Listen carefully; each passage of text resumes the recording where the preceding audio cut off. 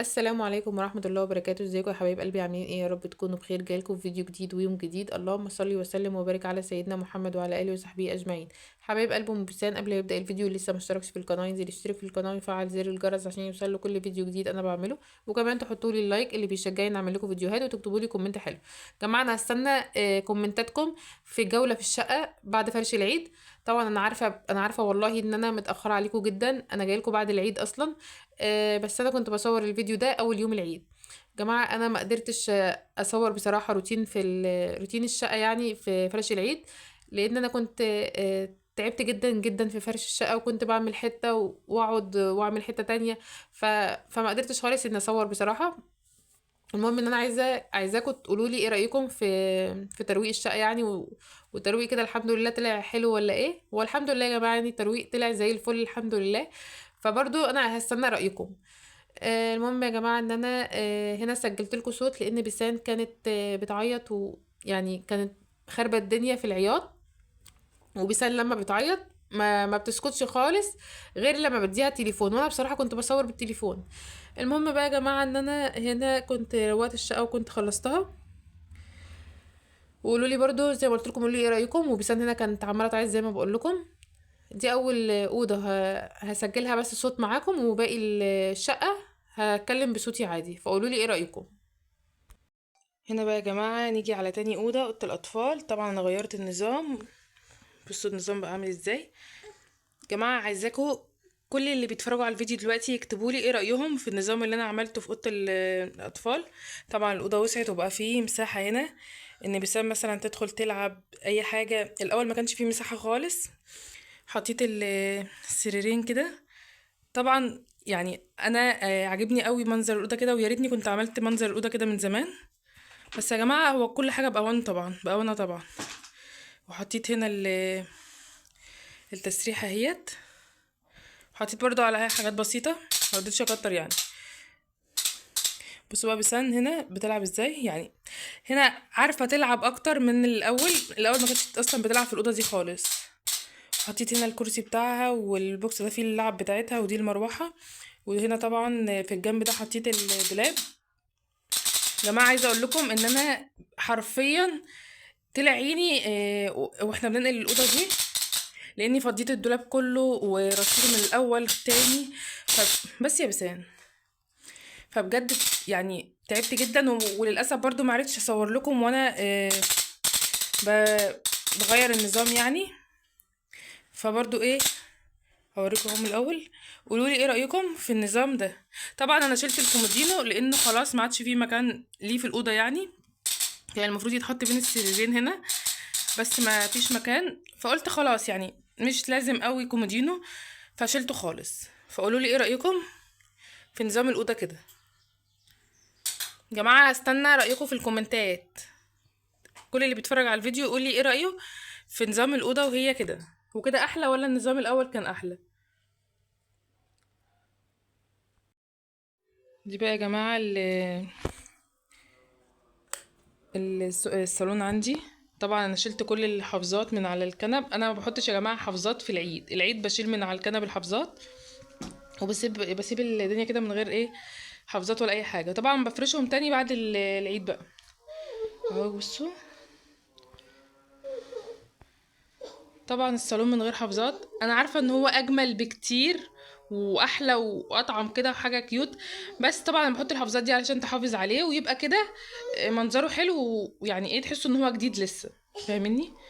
وطبعا جبت الشجره دي. قولوا لي برضو ايه رايكم فيها.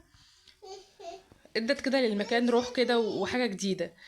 وجماعه لازم يعني ايه، يعني لما تجددوا في الشقه كل شويه اللي انتوا عايشين فيها طبعا بتحسوا بتغيير وحاجه حلوه وتحسوا كده انتوا بتطلعوا من المود.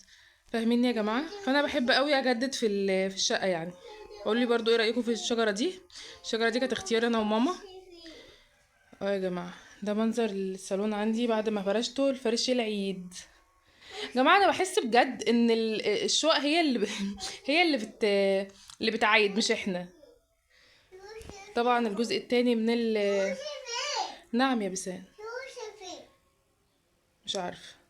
الجزء التاني من الريسبشن برضو شلت الحفاظات من على الكراسي. اهو يا جماعه.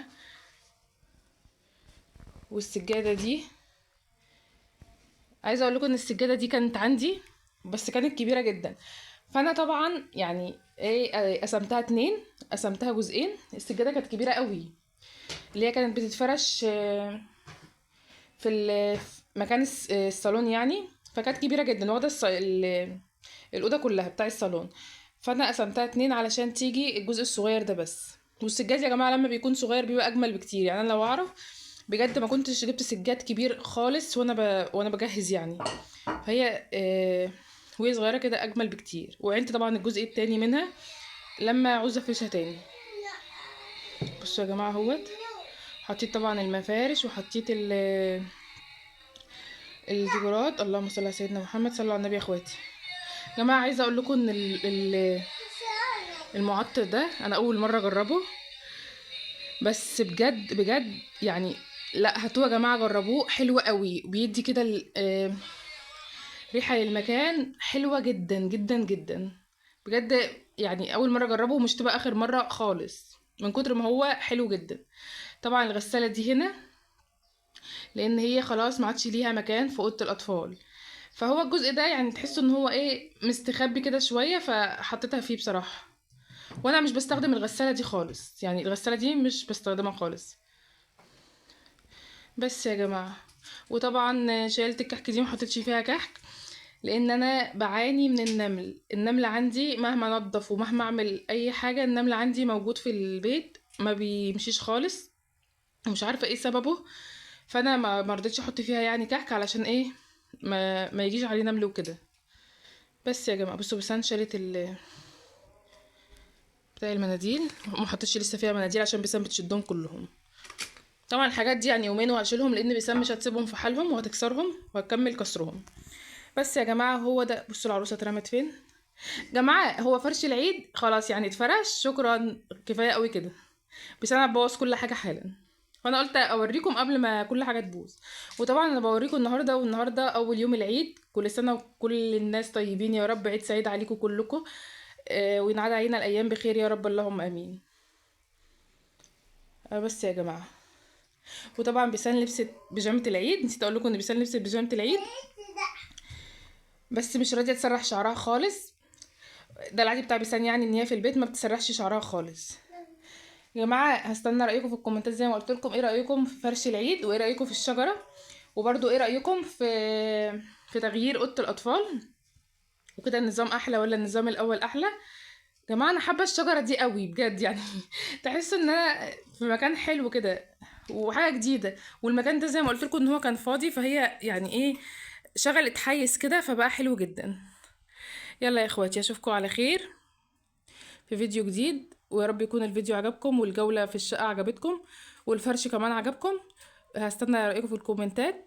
جماعة عايزة اقول لكم ان انا ما طلعتلكوش بوشي لان بجد الايام دي بصحى من النوم عيني حمرة جدا وورمة جدا، ومش عارفة ايه سببه، مش عارفة ايه سببه الصراحة.